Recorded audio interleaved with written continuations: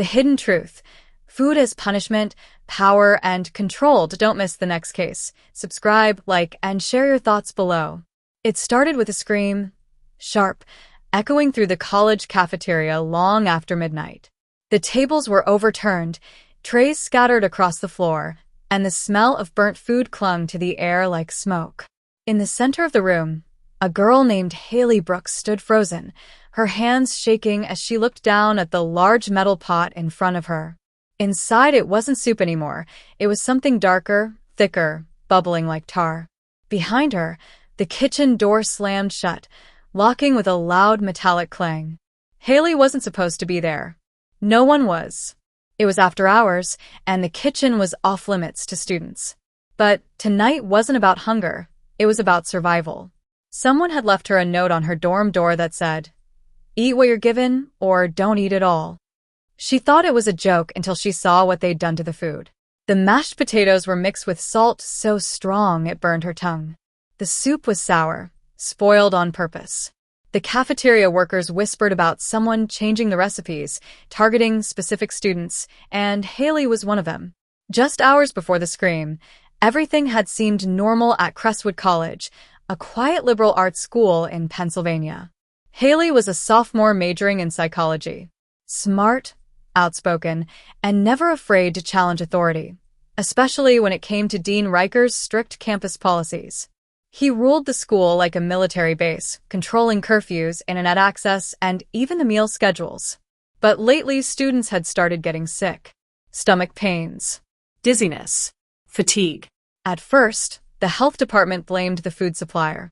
But whispers spread that the real problem was inside the kitchen, that someone was using food as punishment. Haley first noticed it 2 weeks earlier when her roommate, Jenna, refused to eat. "They're watching us," Jenna whispered one night. "They know who complains. And they're teaching us a lesson." Haley laughed it off until Jenna collapsed in class the next morning. That night, Haley started connecting the dots. Every student who had protested the campus meal plan had fallen ill. Every one of them had been served by the same person, the head of the cafeteria, Mr. Lowell, a quiet man with pale eyes who always wore gloves, even when it wasn't cold. Now, standing in that dark kitchen, Haley realized she'd been right all along. Someone had turned food, something meant to nourish, into a weapon. But before she could move, the lights flickered out, plunging the cafeteria into total darkness. And from the shadows, a voice whispered, "You shouldn't have come here, Haley." Haley froze where she stood, her heart pounding so loud it felt like the whole kitchen could hear it. The voice came from behind the walk-in freezer, low, calm, and familiar. She couldn't see who it was, but she knew that voice.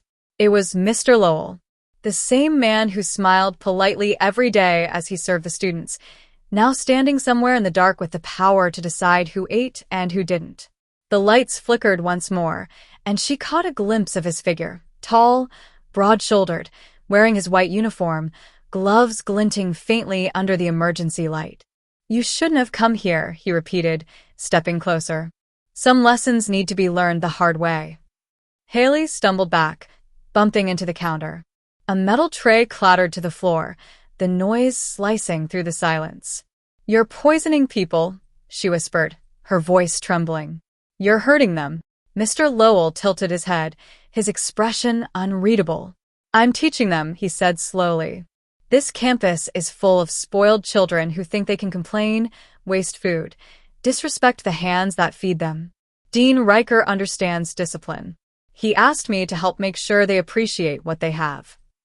Haley felt her stomach twist. The dean? Her mind raced. Was the college administration behind this? Was this their way of silencing students who spoke out? She had to get out, to tell someone. When she turned to run, she slipped on something wet, soup spilled across the floor, and crashed to her knees. The door to the hallway was only a few feet away, but when she grabbed the handle, it wouldn't budge. Locked from the outside. Mr. Lowell stepped closer, the soles of his shoes squeaking against the floor. "You were warned, Haley. You could have kept quiet like the others." But now, he reached into his apron pocket and pulled out something small, a vial of clear liquid. He held it up to the flickering light. "Now you'll understand what control really means." Haley's breath caught. She backed away, eyes darting around for anything she could use as a weapon. Her hand brushed against a metal ladle, and she gripped it tightly. Then, a loud bang shattered the moment. The kitchen door burst open, and 2 campus security guards rushed in, flashlights cutting through the darkness.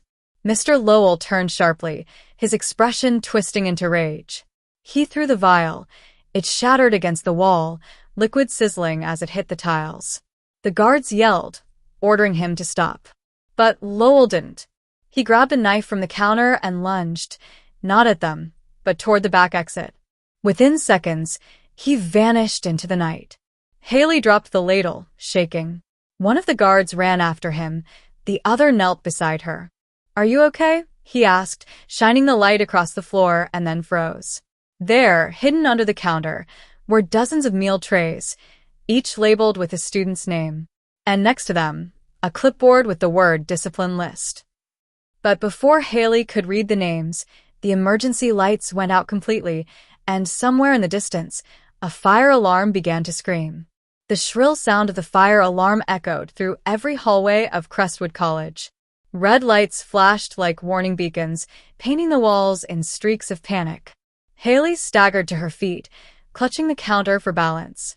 The guard beside her was shouting into his radio, but all she could hear was the pounding of her heart and the growing chaos outside. Students were pouring out of their dorms, confused and terrified. Haley's hands shook as she held the clipboard close. The discipline list wasn't just a record of students, it was a pattern. Every name on it belonged to someone who had filed a complaint against the dean, someone who had spoken up about the food, or protested against campus restrictions.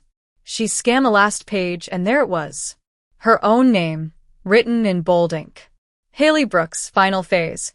Compliance through isolation. Her stomach turned cold. She didn't know what final phase meant, but it sounded like something that wasn't meant to end well. Before she could think, the guard grabbed her arm. "We need to move." The fire's spreading near the storage room. They ran down the corridor, smoke starting to curl through the air. Flames flickered along the walls as sprinklers hissed to life, drenching everything in a cold mist. The cafeteria, the place where hundreds of students ate every day, was now burning like the final act of someone desperate to erase the truth. Outside, fire trucks blared and students huddled together in the cold night, watching the chaos unfold. Dean Riker stood at the front steps, calm and composed despite the smoke behind him. Haley spotted him immediately and stormed forward, waving the clipboard in his face. "You knew about this," she shouted, voice raw. "You let him do this to us." Riker didn't flinch. His eyes were cold, calculating. "Careful with your accusations, Miss Brooks," he said softly. "You're upset, traumatized. Mr. Lowell acted alone. We'll handle it." Haley shook her head. "He said you told him to." Riker leaned closer, lowering his voice so no one else could hear. "Sometimes control is necessary for order. Some students learn better when they're hungry." Haley's breath caught in her throat. For a moment, everything around her blurred. The flashing lights, the noise, the smoke. It all faded into a ringing silence. That's when she realized it wasn't just one man's madness. It was a system, a power built on fear, using food as its quiet weapon. Suddenly, shouts erupted from the east side of campus. The police had found Mr. Lowell, or what was left of his hiding spot.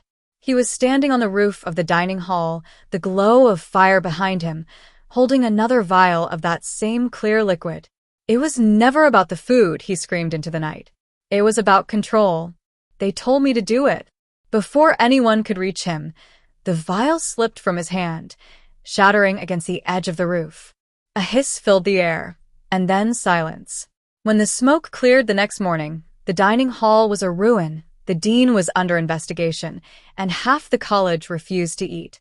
Haley sat alone on the campus lawn, watching as investigators carried out evidence bags.